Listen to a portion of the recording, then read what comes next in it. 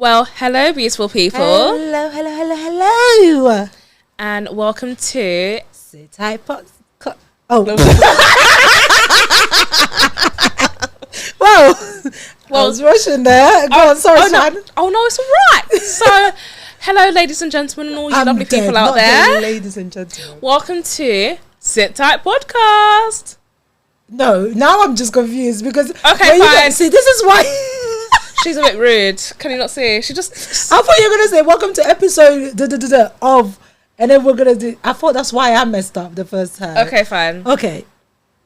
You need to get used to doing the introductions. Go on. So, hello, ladies and gentlemen, all you lovely people out there. Welcome to episode 21 of Sit Tight Podcast. Woo!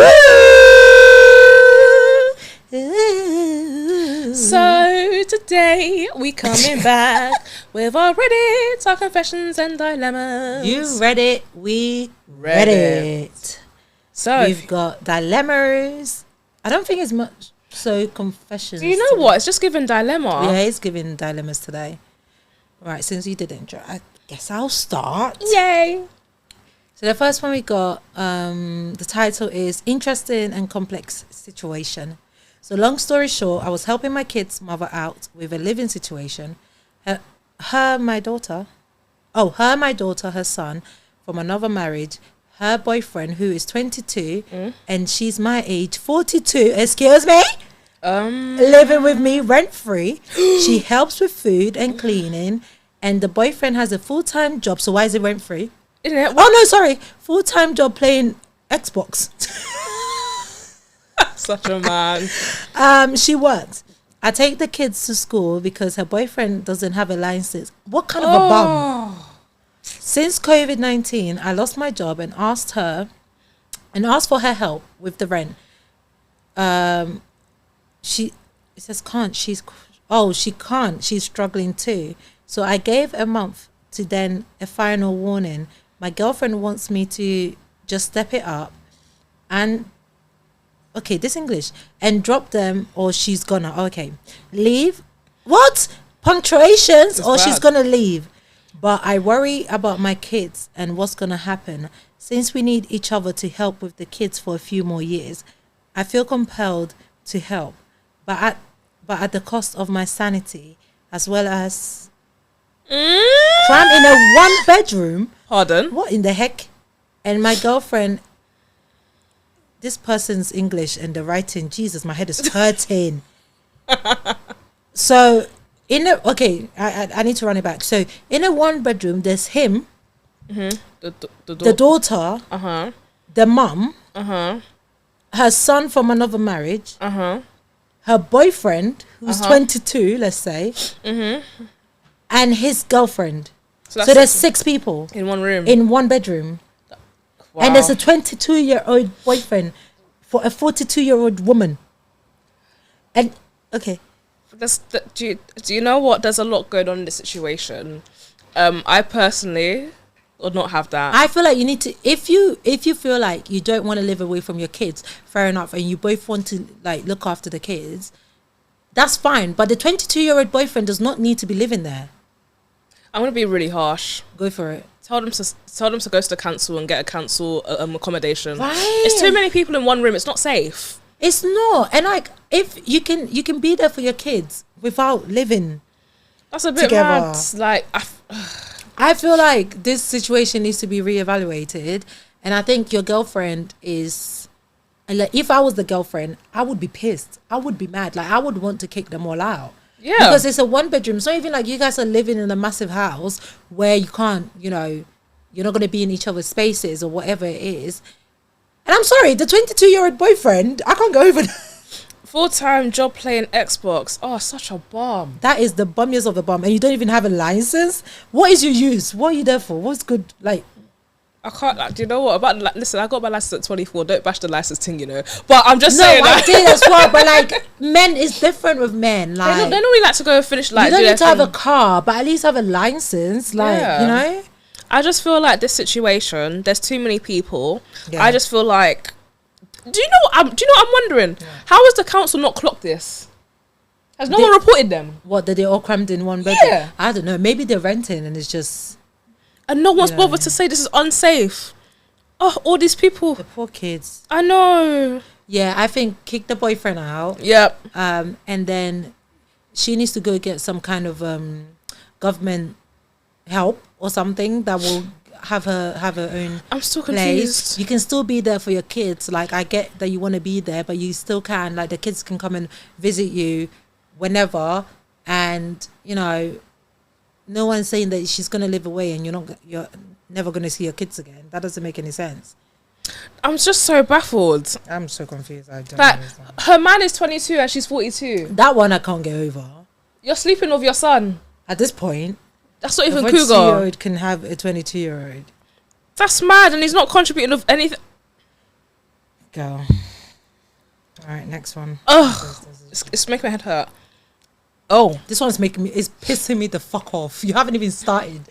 I'm already pissed off. okay. I just finished. So, trigger warning. Should I let my convicted... Say it properly so people can hear what she's Can I saying. even say this?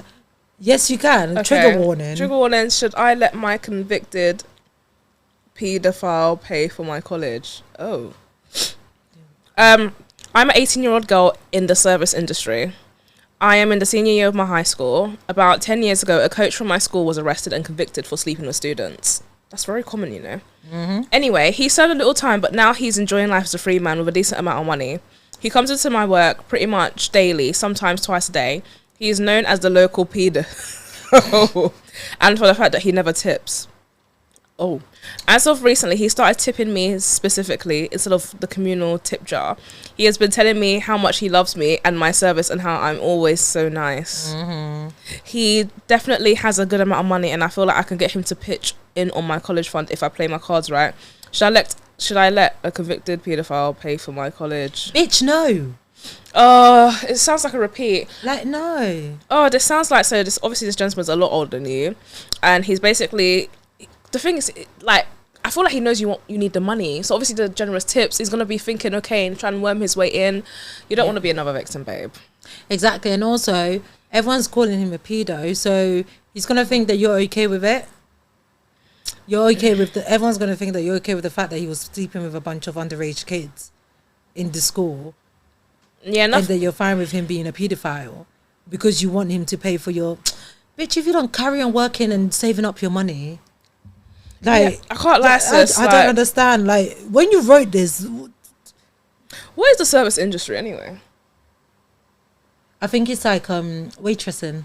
Oh. Yeah, waitressing. Sis, I because can't she's lie. 18. I'd rather you do an OnlyFans than... Eh?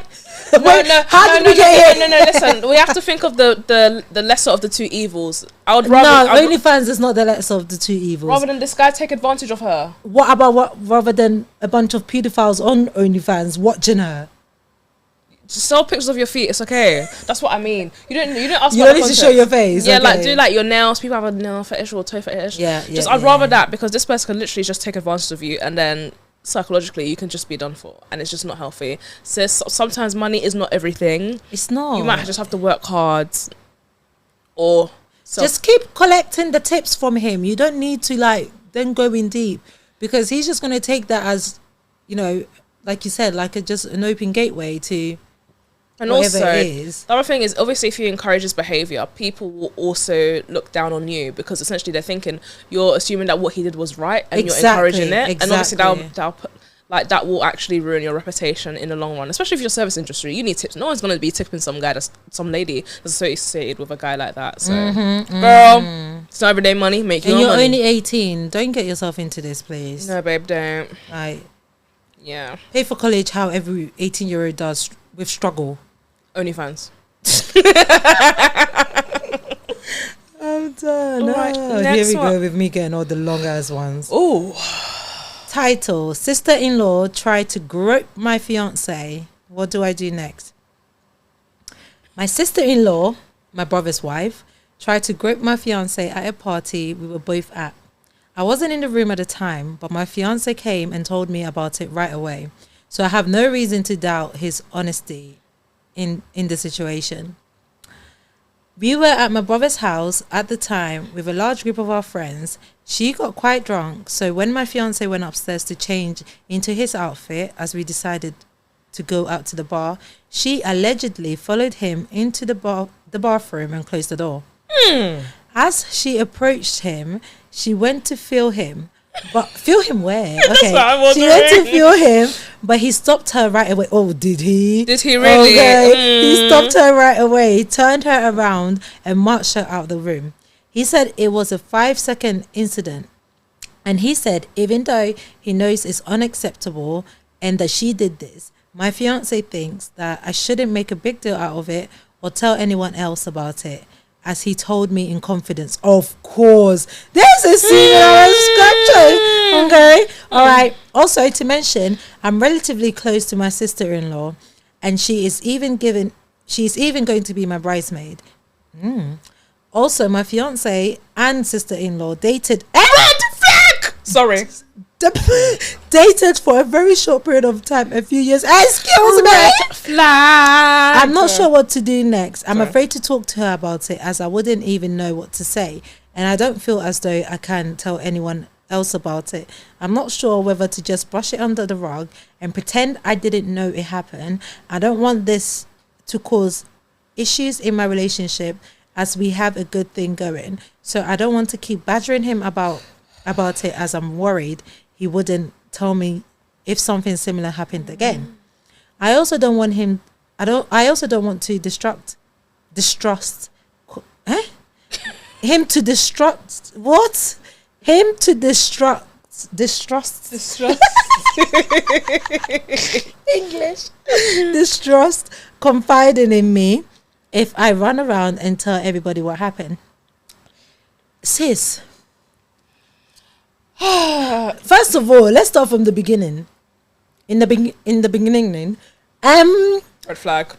Do you know the first red flag in this is the fact that he told you to keep quiet, exactly, to not tell anybody.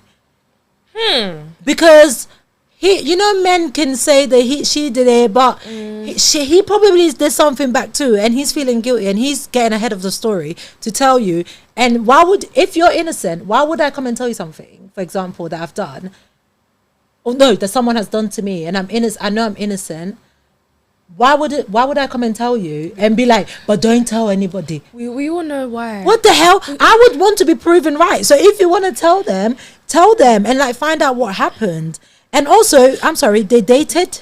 I'm so sorry. When I heard that, I was like, nah. Don't be naive. They dated? Don't be naive. Something definitely happened. I think you need to confront your sister-in-law.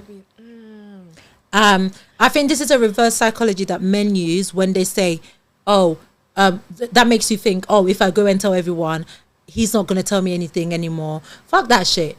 Because if you went to tell someone, or if you went to like confide in your sister-in-law, or approach, or what's the word?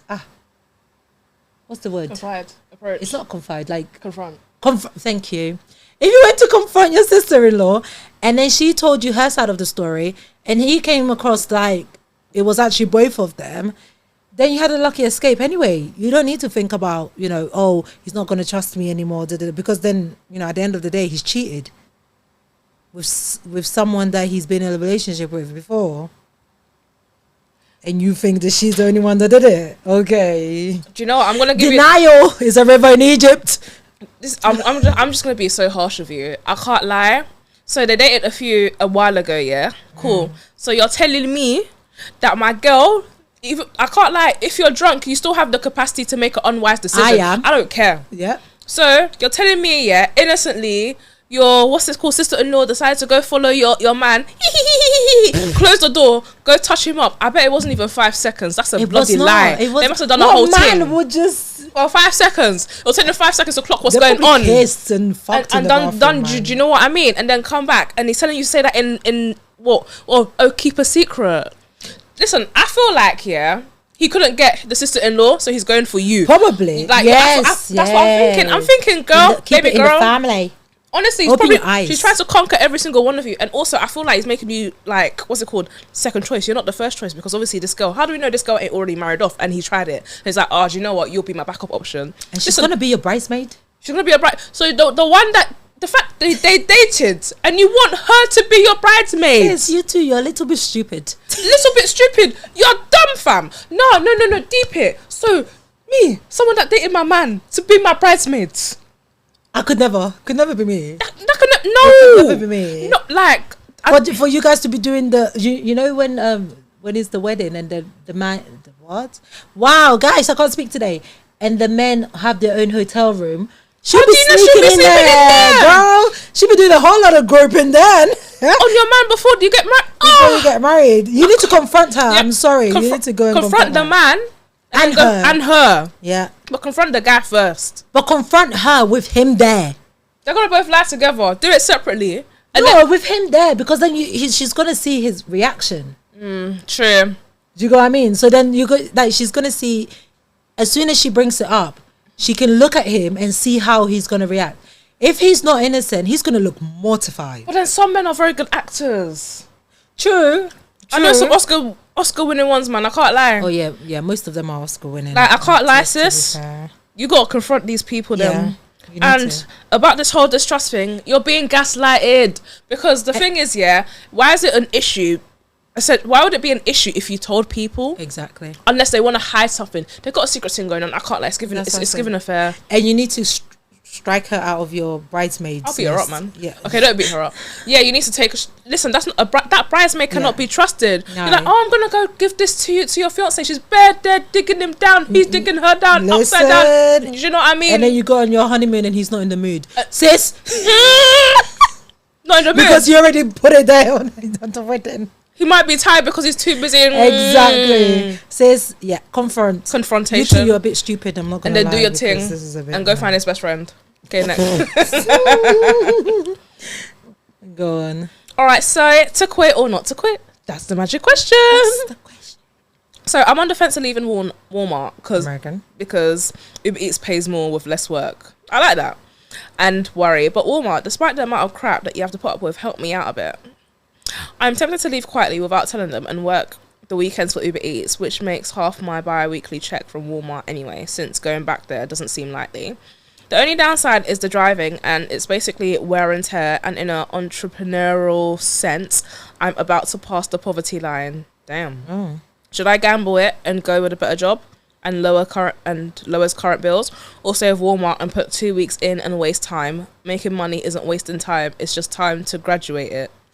I'm confused. How is working in Walmart wasting time than working in Uber Eats? So Uber Eats pays more. So go with that then. With less work. So then go with the pay more and the less work. What kind of question is this? Like in life, you work. So you work smart. You work smart, but not hard. Yep. Listen, it sounds like Uber Eats is working smart, but not hard. Because in this life, you can't let your job like chop you. You know, you got to chop life. So essentially, food analogy, do you get it? Oh, so God. Essentially, go with Uber Eats, babe. If Walmart, they helped you, but listen in life. All because someone helps you, don't mean you have to stand by them. No. Oh, that sounds so bad. No, like, jobs. Yeah, jobs. Not like friendships or anything. Yeah, like all because they helped you get onto a step, but at the same time, you're not going to stay in the same place forever. You're not going to be stagnant. No, you've got goals. No. Exactly. So essentially, you got to step it up. It pays more money. It lowers your bills. At the end of the day, you're going to be happy. Mm-hmm. Just leave Walmart behind. Everyone had the first job they didn't want to let go of, and then they moved on. So sis, or Mister, or they, or whoever they, it is. Them, whoever. It's okay. Go for Uber Eats and move on. I think go for Uber Eats. Yeah. At least you can steal the food, and then just say you lost it. And I'm died. I am so dead. This advice was going so well, and then she had to just go. I'm pretty sure my Uber driver has eaten my food before. Oh yeah, loads of them have eaten. There you go. You can get free lunch or dinner or breakfast. They've all done it. Sorted. They've all done it. All right. Title. My girlfriend isn't allowed to date. First of all, how is girlfriend and dating? Do you not date for someone to be your girlfriend? Okay, anyway. So my girlfriend and I have a dilemma. I am allowed to date, but she is not. Is there any way that we can hang out, but not have her parents find out? Oh, that's what you mean. Like, parents are not allowing the girl to date, but he's allowed to date. Oh. Do you get what I mean? Like, do you get it? Just so you're going to I thought, do you know what I thought? I thought they were already in a relationship, and he's telling his girlfriend that she can't that she can't date, but he can date. No, but basically her parents are saying that she's not allowed to date, but they're together, but he's allowed to date. Listen, I can tell you this. I with my ex since 15, and I wasn't allowed to date, neither was he. We met outside. We were 15. Literally, our hangout was in the library. We had some nice time in that library, you know. Not like that, but Poor library. not nice time like that. But like, we would literally like meet. I would use, if you have good close friends, I would use them. I'll say that I'm going to meet them, and then you just meet outside and you chill. Like, it doesn't have to be anything big. But you're saying that you're allowed to date, so she can come to your house or whatever it is and chill. She just needs to like have a dedicated 2 or 3 friends to switch in between, to tell her parents that she's going to see them, or maybe she's going, depending on how old you guys are, that she's going to the library. But you know, make excuses. Like, don't, you know, when she's allowed to date, then she can, you know, bring you home and introduce you as the boyfriend. That's what I did. Like, we dated for 5 years, and my parents didn't know. I wasn't allowed. Ew. I was just gonna say, like, but I think just go to places where, like, I'm sure they can still go out to like cinema, restaurants. That's what I'm saying. Or just say, or what you can do, yeah. That's what I did. Go. You could say, oh, I'm gonna meet up with this friend. Actually, see that friend for like 1 second, and then just go and do your thing. Yeah. Or you don't even need to see the friend. Just bring the friend in. Like, let the friend know. Listen, yeah, like, that's what happened. I told my mom I'm coming to see you, just in case they call, and you, make up an excuse. I don't think it's a big deal. And there are many ways that, like, you can hang out without the parents find out. Absolutely. Just let her come to your house, make up some bogus excuses. And I feel like, I was going to say, you guys will make a way, isn't it? So, like, you will figure something out. Like I said, like, or even just say you're going to the gym. Who's going to stop? No parent will stop their child from going to the gym. I've never heard a parent say you should not go to the gym. What if she can't afford the gym? Then the boy should pay for her gym membership. There you go, sorted. Oh, man. Oh. Ew. Okay, so title. In love with a married man. I'm in love with someone else. Ooh, and I'm so sorry. Hey. Sorry, let's go for it. Go on, sorry. Hi, I am in love with a married man. My dad. I'm sorry, you're not shamed. Collect shame. So after you read this first sentence, the shame didn't come. Okay, carry on. Sorry. My dilemma is that he's a great friend of mine, and I don't know how he feels about me. Nothing. He feels nothing. Sorry, carry babe. I have not told him about my feelings either, so I don't know whether to tell him the truth and then stop seeing him, or continue to see him and hope my feelings for him will change over time. It's not going to change. No. Anyway, I suffer a great deal when I see him and after because this is what I want a relationship with a man to be like. So it is a cruel reminder that I cannot have it. I facilitate. Hey, the what spelling. What word is this? I'm thinking to either sever the friendship and keeping. Hey, this English is bad. I'm telling you. And keeping it in hope of a change in my feelings and circumstances. You know he's married. Do you know what it is? Him. Don't tell him. I wouldn't tell him. No, but do you know what it is? Like, you know he's married. Why would you let yourself get to that point? Like, and he's a great friend of yours. Oh, goodbye. He's not a friend. He's not a friend. He's not a friend. No. I think don't tell him. I think move on. Cut him off. Stop the friendship. It's gonna be sad, but I'm sorry, you can't go breaking a home when you know that this man is married. Like, what do you want to do? You want to tell him that you're in love with him, and what he's gonna say? I'm gonna leave my wife, because that's definitely not what's gonna happen. And then now you told him, and you've broken your own heart. For what reason?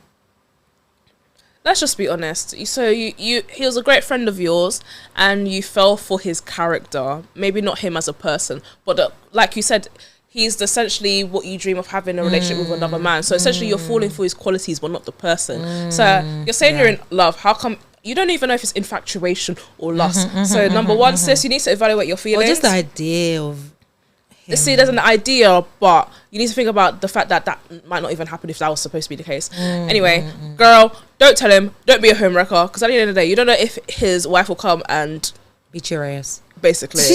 Or the kids might come beat your ass. Because you don't know what's going on in their circumstances. He's a great friend. Wonderful. Great. You have other friends. Yeah. Cut it off. And then your feelings will slowly diminish. Yep. Because you can't do that to something. Like, no, that's not appropriate. Let him live his life, man. Exactly. I told my mom I was pregnant so she wouldn't kick me out. I, 19-year-old female, and my mom, 43, is living together, and she told me it's time I moved out, and I don't have a steady job to move out. So I told her I was pregnant now. I told her I was pregnant now. This idea came from a friend who I've known since I was little. But anyway, I told my mom I was pregnant, and she said she would help me until I get on my feet. Then she asked who the baby dad was, and I lied and said it was my boyfriend, even though it wasn't, because I'm not pregnant. And then she asked to meet him, but I told her I was lying. But I haven't told her I was lying. What should I do? Okay, I see where all of you are coming from, and you're all right. Actually, I've considered living with my boyfriend.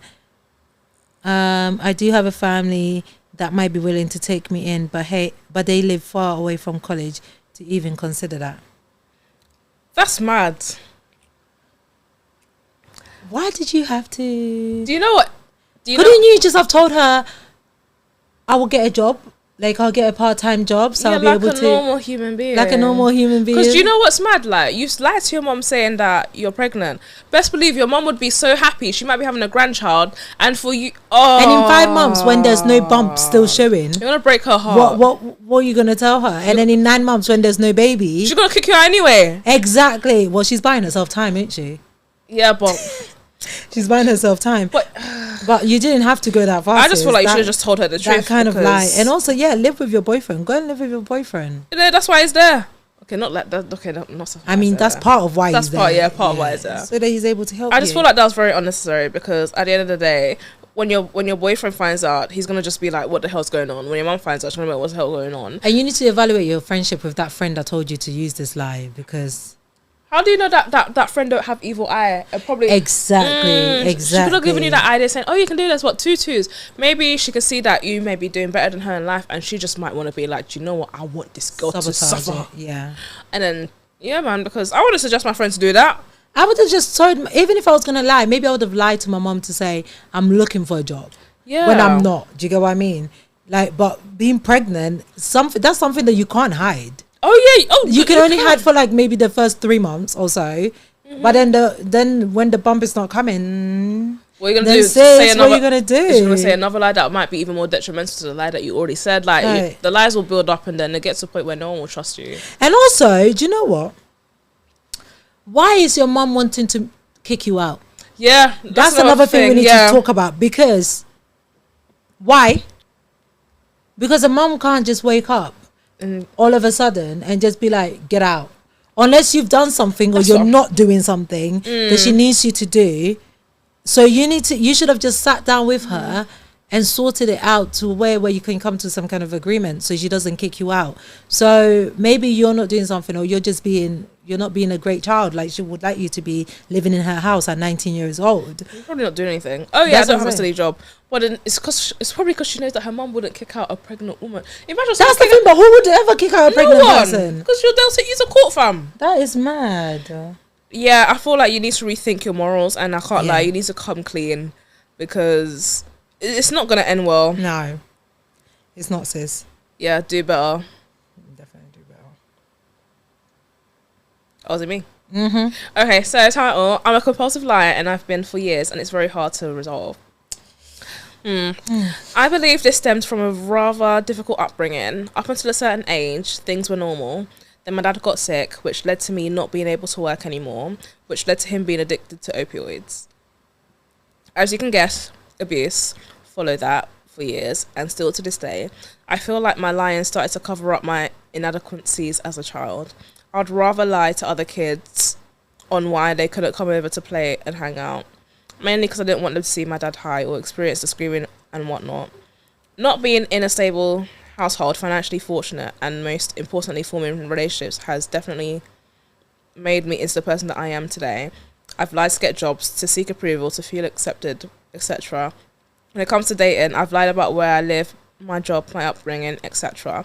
I've been told I'm a walking mystery. I could not agree more. Sometimes I do want to change my ways, but other times I get a thrill out of it. Needless to say, I need help. That's really sad. That is quite sad. You're carrying like a lot. Like you definitely do need help. Yeah. There's something that you can't do by yourself. You need professional help. You need to go to therapy. You need to get out of that house. I don't know if she still lives there. Does she still live there? Yes, up until now. So yeah, they do. So she still lives in the house. Mm-hmm. Yeah, you need to find a way to get out of that house for your own mental health, because you don't know how being a compulsive liar is that your mental health? No, it's like an addiction. It's like you just can't tell the truth, and you trying to tell the truth, it'll be like very, how do you say it? It'll be one of the hardest things you'll ever do in your life because you're so used to like, and it might lead you into getting into maybe like really big like trouble, problems and stuff like that. So definitely needs to be sorted out. Like I think first things first, get out of that house and get some therapy to help you deal with it. And it's like you're addicted to it because you're saying you get a thrill out of it. And also like when you lie, it's very hard to keep up with your lies, and life just gets a lot more complicated as you progress with your lies. So essentially, I feel like you'd have a simpler life, like I said, like what Brent said, to get some help, therapy. And I just feel like when you lie, it's going to be so hard to keep track of all the stories you've told somebody. But then when you're a compulsive liar, you're a pro. Damn. So that's the thing. Then you can recall your lies. I'll suggest you get into acting because I feel like you'll be very good at it. But like... Yeah, I think there's not much we can say really, is there? I just feel like you just need help. I feel like as long as you know that you're willing to make that change, you could get better. Yeah. And do better and essentially stop that habit of lying and start telling the truth. As long as you know that you can be the change that you want to be. No one can essentially force you. Yeah. So if you believe you can be the change and you're working towards being that change and changing your behaviour and your attitude, then by all means you can do it because we believe in you. Oh Lord. We believe in you. You can do anything that you want to do. Motivational speaker. Indeed. Oh, wow. Oh, this is my favourite one yet. Jeez, this is a shout out to all the NHS folk. I book patient clinic rooms in my work to sleep in. For context, I work for the NHS UK and find some days so overwhelming with office work and paperwork that I will book any patient clinic rooms in our building that day for an hour to an hour and a half. I will take in some work folders to look like I'm doing work and proceed to lock the door and sleep on the beds. Of course, I clean down the beds after, but I am just so tired. I don't find the time elsewhere to sleep properly. Obviously, napping means I don't finish some work and it carries on to the next day and becomes a cycle. But I get so tired, I feel like I'll pass out, and it's my only way to cope. This is why there's nothing wrong with that. We need napping rooms. I've been saying this. No, do you know what? Essentially, I'll do the same thing as you if I run a clinic. Me too. Some places where we used to work, they actually had a specific area where people could go and nap. Do you remember? Like where? Oh my God, yes. Yeah. There used to be a place like on one of the floors where you could actually go and nap, go and relax. Was it you that went up there with? I think since I went up there with you, I didn't go up again. I kept on going there to have my lunch. Literally, you'd go there and there would be designated napping areas because obviously they cared. But it depends on where you work. Some places they don't really give a flying frick. I'm trying to get our wellbeing officer to give us a napping room. I'm currently a wellbeing champion. I'm trying to get sofas so people can nap. Right, like just like half an hour, because even quick naps are like better than long ones. You wake up feeling more refreshed and stuff, and especially since we work in the NHS, it's demanding and it's overwhelming. Like I don't think there's anything wrong with you booking out the patient clinic room and napping, sis. Like, I think that's smart. Do what you got to do to keep your. I feel like, you know what that could be? That could be a quality improvement project. Literally, essentially, you can book that room for the day and people can book in time for naps. Yeah. And that's going to be their protected time. Yeah. And then you could do, and based on the project, you can do your audits, you can do your thingy, and then you can look at the productivity on wherever you work in the She's clinics. giving you a whole bloody you can use it as an initiative and see, and if you can see that work productivity is increasing, there you go, they can make it a full-blown thing, and they can get it literally, you can book multiple rooms, there can even be a certain day, Friday can be sleeping day, everyone book some time and have your naps. Yeah, it could just be a designated day, like you said, like Fridays, or because Fridays are a bit more relaxed most of the time, and your working week, like you've worked Monday to, till then, so you're exhausted. So there should be time. Listen, I can't tell you the amount of times I've been at work and I'm like, especially after lunch, I'm like, listen, after lunch, I am gone. I want to sleep. The itis hits you bad, So you just want to be like, listen, and I'm always like, oh, I wish there was a room that I can go to just to put my head down for 5 seconds. I probably could, because I work in a clinic. I probably could book out a room. See, I can't. So. Where I work, there's nowhere. But we don't have locks on the doors. That's the thing. So anyone can just walk in the room. To be fair, we don't even have like couches where we can lie down. And I've been trying to listen. Anyway, just if I talk, guys, if I talk, it's not gonna be looking good. But I've been trying to get couches so people can sleep. But even on, my head is hurting. It's needed, man. It's actually needed. I think that's a great idea, and you can turn it into a quality improvement project. Yep. And then you could be the face of nap time across the UK. Dead. And listen, I swear, every single member of staff, of healthcare professionals, they will love you forever. Yeah. Because, what we used to have in the office, and she stopped doing that now. I don't know why. I think I recently asked her why. But our wellbeing officer, she would have, she set a scheduled email reminder, like, Teams thingy, sent to the whole team, and literally, like, throughout different times throughout the day, it will ping up and be like, tea break.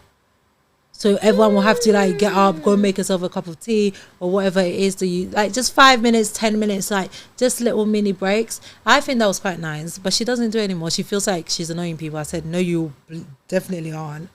Because who wouldn't want to have a tea break during the day? Sometimes we forget to have our breaks when it's so busy. Exactly. So it's nice to have a little reminder. It's not annoying because you care. But no, I think what you're doing, that could be... Sleep. That could be the start of something magnificent. It's a start of something new. It feels so right to be here with you. Oh, and now looking in your eyes, I'm feeling my heart. The start of something new. Yeah, so basically, continue what you're doing. We're proud of you, and we really hope that we can use those nap time someday. Yeah. And that was the last one. Bloody hell, that was quick. Oh, that was quick. That was quick. Well, since Shans did the intro, I suppose I'll do the outro. Thank you guys for listening to this episode of Sit Tight Podcast. Make sure you tell a friend to tell a friend. Make sure you subscribe to our YouTube. Make sure you rate us on Spotify. Make sure you let us know what you thought of the episode. What else do people do? Oh, make sure you check out our TikToks. Make sure you like, comment, subscribe. I feel like a TikToker. I mean, a YouTuber. I'm so tired. Well, thank you guys. Bye-bye. Bye.